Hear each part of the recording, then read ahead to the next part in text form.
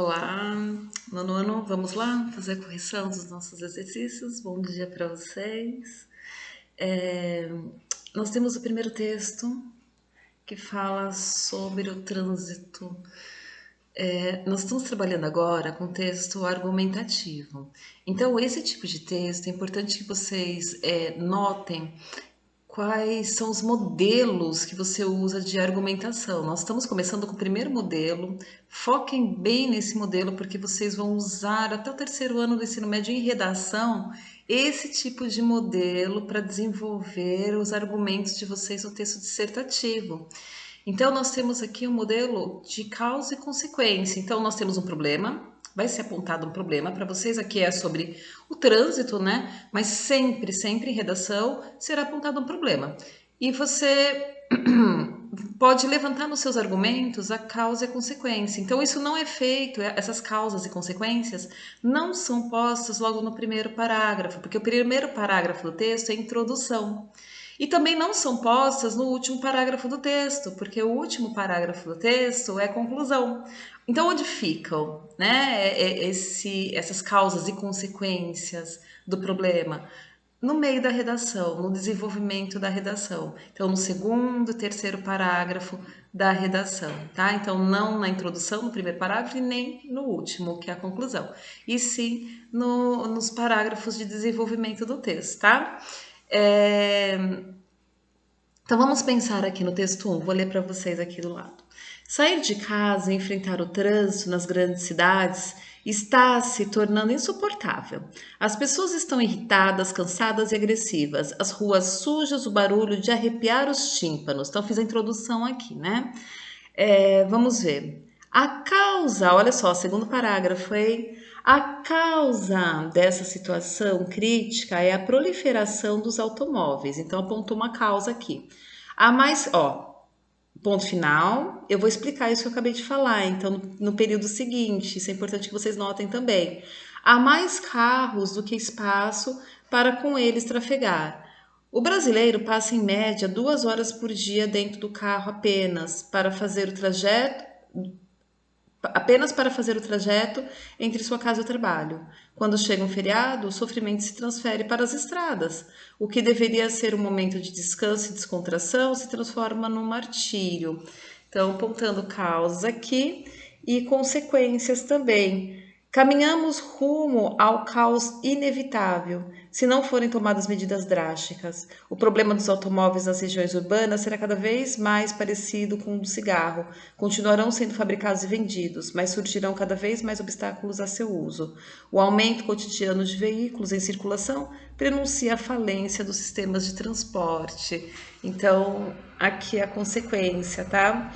É, Foi apontado causa e foi apontado consequência nesse texto. Aí vocês têm que responder a algumas questões, vou sair um pouco da tela aqui. Vocês têm que responder as questões da página 66, né, conforme eu pedi para vocês.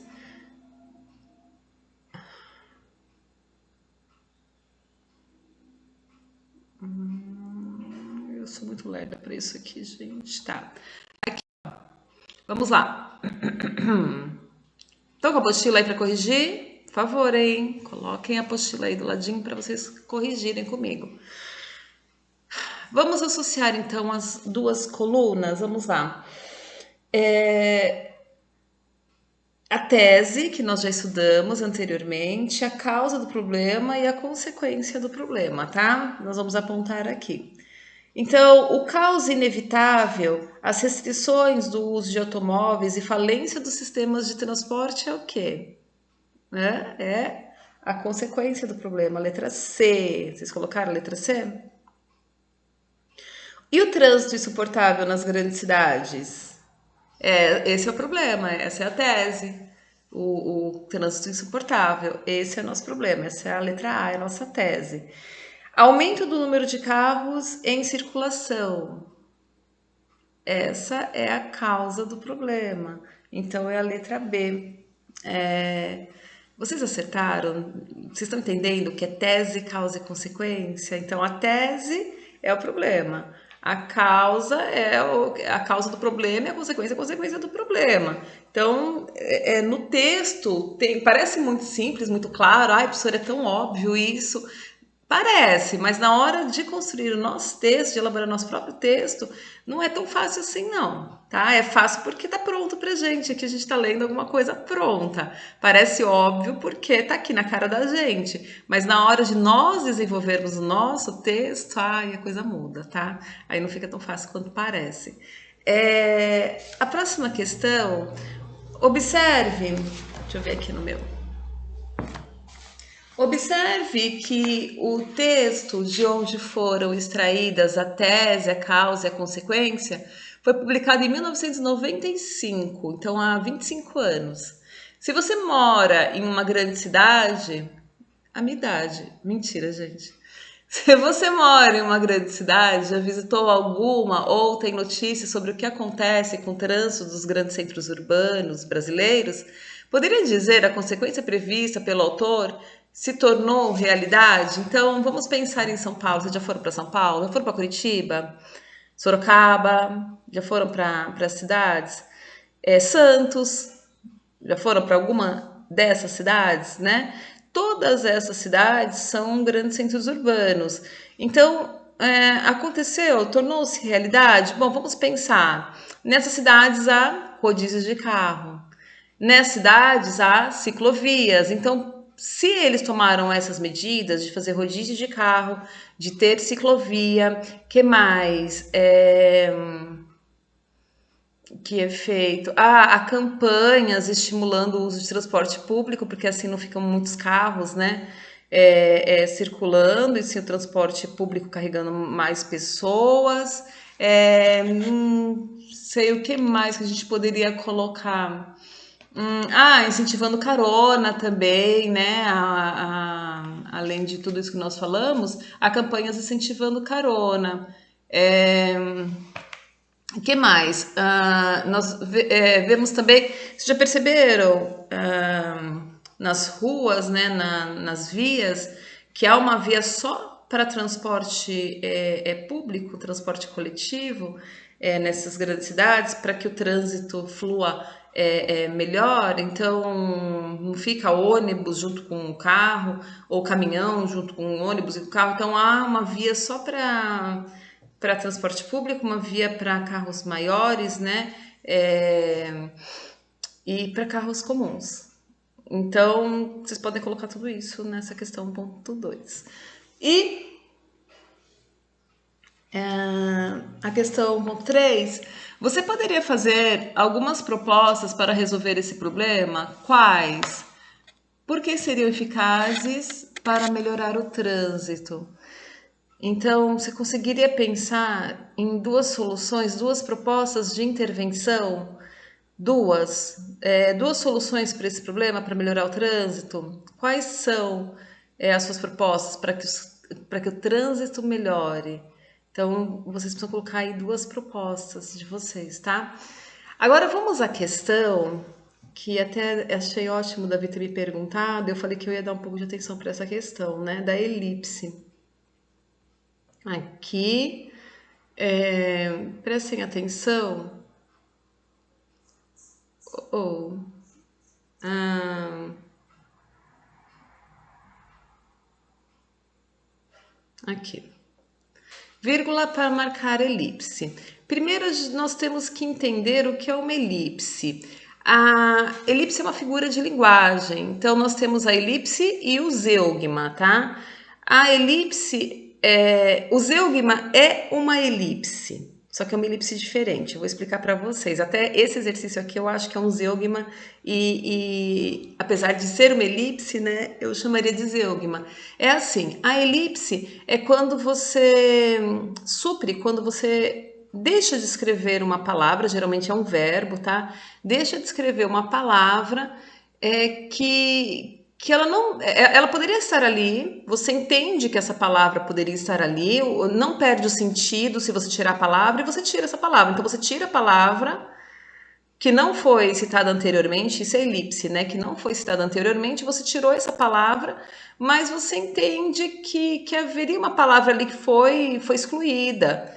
mas que usando ou não essa palavra, o sentido do texto continua o mesmo. Então é uma elipse, você não usou a palavra, o sentido continua o mesmo. Tudo bem? Então é a supressão de um termo da frase que pode ser facilmente subentendido pelo texto. Então, supressão, você tirou o termo da frase e que pode ser entendido fácil, subentendido pelo contexto. Então você sabe que poderia existir ali. Por exemplo, aqui ó, as ruas sujas, as ruas, vírgula, sujas, seria no lugar dessa vírgula, seria um verbo. As ruas estão sujas, tá? Ou são sujas. Poderia ser qualquer um dos dois verbos aqui. As ruas estão sujas.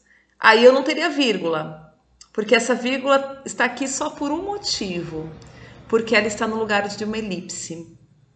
É a vírgula marcando uma elipse. Só por esse motivo. Então, se eu tirar a vírgula com o verbo que deveria estar ali, beleza, a vírgula não existe mais. Então, o que eu vou suprimir aqui será a vírgula. Então, olha só. Aí é para você colocar o verbo, né? Ou são ou estão. As ruas estão sujas ou as ruas são sujas. Na B, o barulho de arrebentar os tímpanos, também um verbo. Consegue identificar o verbo? Essa daqui acho que pegou, né? Que Davizinho falou que estava com dúvida, né? O barulho. Aí se eu tiro a vírgula, qual é o verbo que eu vou colocar? Porque essa vírgula tá marcando elipse, né? O barulho é de arrebentar os tímpanos. Então, eu deveria colocar o verbo ser ali. Essa vírgula, ela se explica por um único motivo. Está marcando elipse. Guardem bem isso, tá? Que a vírgula ela tem essa função também de marcar elipse. E isso vocês vão ver no exercício que vocês vão fazer de tarefa, lá na página, a tarefa de número 17, que vocês vão fazer hoje. A tarefa de número 17, que está na página. Na página 117. Não, mentira. Eita. A tarefa 17 está na página 119. 119, a página da pontuação. E para encerrarmos a correção de hoje, vamos só ver aqui mais algumas vírgulas que vocês podem colocar marcando a elipse, tá? Aqui, ó, nesse exercício. E depois a gente vai para a tarefinha de número 17, como eu havia falado. Olha só.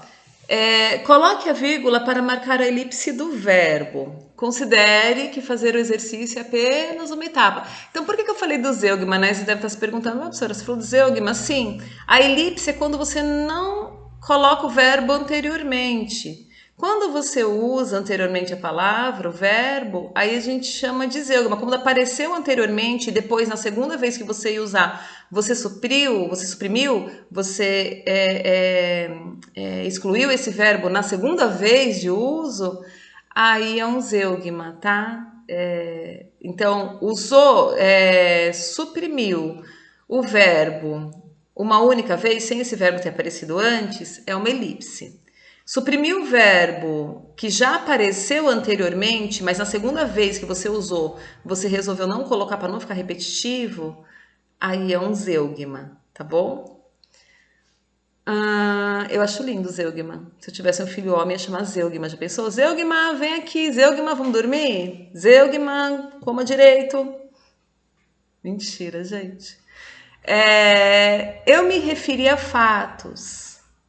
E você se referiu a suposições. Então, aqui, ó, e vocês vão colocar uma vírgula, e você se referiu, seria o verbo aqui, tá? Então, se referiu a suposições. Não é para escrever, é para colocar vírgula aqui, ó, onde eu tô marcando, tá? Eu me referi a fatos e você, vírgula, a suposições. Na B, essa garota é canadense. As outras são mexicanas. Ó o verbo suprimido. Então, vou colocar uma vírgula aqui, ó, no lugar do verbo, tá? Porque essa elipse é para marcar o verbo. Viajaremos em abril e nossos amigos viajarão em maio. Ó, vírgula aqui, ó, marcando elipse. Depois os amigos, tá? Uma parte dos alunos participa das aulas de matemática e a outra parte participa das aulas de português. Aqui, ó. E a outra participa de português. Então, coloca uma vírgula depois do outra, tá?